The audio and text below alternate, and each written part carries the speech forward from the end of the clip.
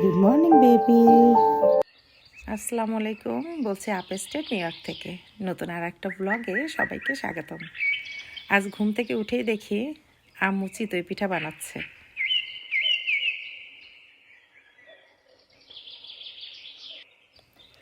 তো মাশাল্লাহ চিতই পিঠাগুলো অনেক সুন্দর হয়েছে, অনেক সুন্দর ফুলেছে।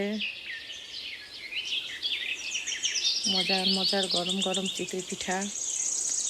ফ্রিজে অলরেডি মাংস রান্না আছে। এরকম গরম গরম চিতই পিঠা দিয়ে গরুর মাংসের ঝোল খেতে আসলে অনেক মজা। আর আম্মু আজ চিতই পিঠা বানাচ্ছে, গুড় নারকেল দুধ দিয়ে ভিজাবে। আর ভিজানোটা খেতেও অনেক মজা লাগে।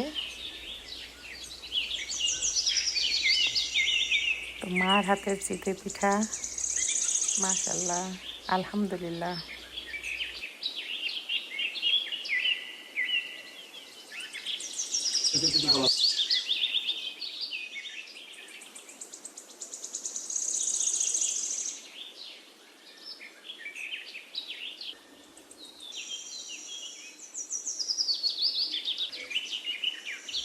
আজ আমাদের এখানে আপেল স্টেটে অনেক স্নো পড়ছে। তো বাইরে এরকম ওয়েদারটা, স্নো পড়লে একদিকে ভালো যে ঠান্ডা এতটা থাকে না। তো এই স্নোর দিনে আর কী করবো, প্ল্যান করলাম ঘর বাড়ি একটু ক্লিন আপ করি। আমার ছেলে এদিকে স্নো ক্লিন করছে। আর স্নো জমে বেশি পড়ার আগে যদি অল্প অল্প জমে থাকার সময় ক্লিন আপটা করা যায় তাহলে কষ্ট কম হয়। গতকাল দেখলাম আমার নেবরের বাসার সামনে সব বাচ্চারা খেলা করছে আর এই স্নোম্যানটা মেক করেছে। কালকে আসতে পারিনি, আজকে দেখছি তো অনেক সুন্দর একটা স্নোম্যান মেক করেছে এরা।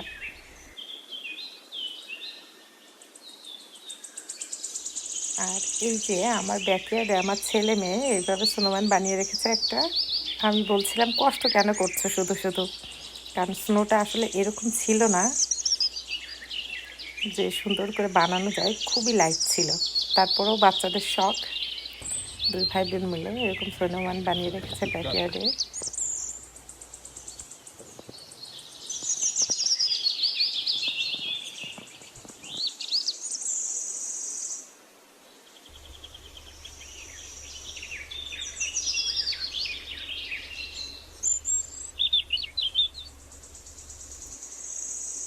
আজ আমি আমার ক্লিনিংয়ের কিছুটা ভিডিও শেয়ার করছি।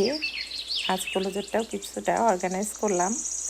তার সাথে আমার ঘরের কাচের জিনিসপত্র মানে গ্লাসের জিনিসপত্র আমি কিভাবে ক্লিন করি সেটা একটা ভিডিও শেয়ার করছি। আর গ্লাসের জিনিসপত্র ক্লিন করার সবচেয়ে ভালো এইটা হলো নিউজ পেপার দিয়ে উইন্ডেক্স, যে উইন্ডো ক্লিয়ার আছে বা গ্লাস ক্লিয়ার যেটাই পাওয়া যায় সেটা দিয়ে ক্লিন করলে যে এত সুন্দর হয়। ন্যাপকিন বা যে কোনো কাপড় দিয়ে ক্লিন করলে এতটা সুন্দর হয় না। এটা আমি যখন আমেরিকা এসেছি, আজ থেকে 12 থেকে 15 বছর আগের কথা, আমার এক নেবর ছিল চাইনিজ বা কোরিয়ান। সব সময় দেখতাম ওর বাসার উইন্ডো বা সব কিছু চকচক করে। তো আমি ওকে জিজ্ঞেস করেছিলাম তুমি কী দিয়ে ক্লিন করো? তো বলছে মমি তুমি এইটা দিয়ে ক্লিন করবা। হ্যাঁ, নিউজ পেপার দিয়ে। তো সেই থেকে এই ট্রিক্সটা আমার কাছে ভালো লাগে। এখন অবশ্য সবাই জানে হয়তো এটা, তারপর আমি এটা শেয়ার করলাম, ছোট্ট একটা টিপস। তো ছোট্ট একটা টিপস। তো আমি এইভাবে গ্লাস ক্লিয়ার দিয়ে আর নিউজ পেপার দিয়ে আমার ঘরে যতগুলি গ্লাস আছে সেগুলো আজ সব ক্লিন করব।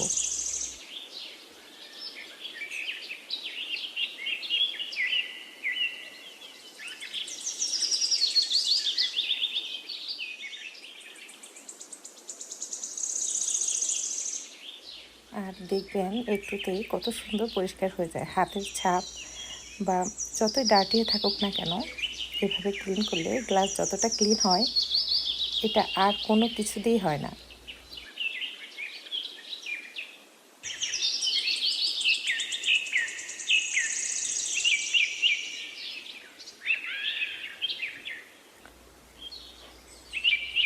তো আমি আমার গ্লাসগুলো ক্লিন করে নিচ্ছি।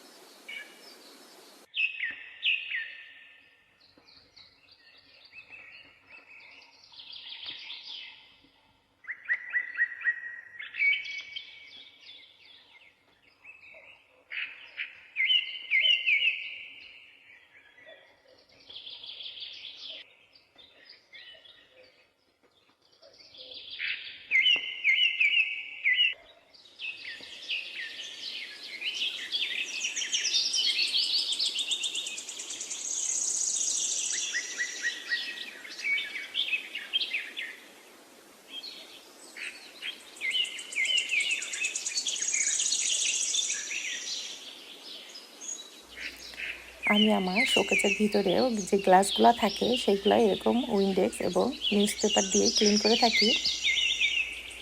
আর আমি বুঝি না শোকেস সবসময় আটকানো থাকে, তারপরে শোকেসের মধ্যে এত ডাস্ট কোত্থেকে আসে বুঝতেই পারি না। তো আমি সাধারণত 1-2 মাস পর পরই একটু জিনিসপত্রগুলো সরিয়ে ক্লিন আপ করার চেষ্টা করি। আর ক্লিনিংটা আপনার ঘরে যদি ছোট বাচ্চা থাকে, এভরিডে ইচ্ছা না থাকলেও কিছু কিছু ডাস্টিং ক্লিনিং এটা তো আমাদের করতেই হবে। আর যে বাসায় বাচ্চা আছে তো সব ফার্নিচারে, সব গ্লাসে আর যাই হোক তার হাতের ছাপ থাকবেই। এই ছিল আজ আমার ছোট্ট একটা ভিডিও, গ্লাসের জিনিস কিভাবে ক্লিন করতে হয় সেটার ভিডিও। আমি কীভাবে গ্লাসের জিনিসপত্র ক্লিন আপ করি এটা আপনাদের সাথে আজকে শেয়ার করলাম। তো বেস্ট ওয়ে হলো নিউজ পেপার। তো আমি আজ ক্লিনিংয়ে যাওয়ার আগেই রান্না বান্নার জন্য কিছুটা সরঞ্জাম বের করেছিলাম। এখানে আমি আজ রান্না করব ফ্রোজেন কচু শাক। তো এই কচু শাকটা আমি ফ্রোজেন করে রেখেছিলাম, সেটাই আজ ইলিশ মাছ দিয়ে রান্না করব। তো আমার বাসায় ইলিশ মাছ কচু শাক খাওয়ার মানুষ মাত্র আমরা 3 জন। তো এর থেকে কিছুটা আমি টমেটো দিয়ে রান্না করব আর কিছুটা আমি কচু শাক দিয়ে রান্না করব।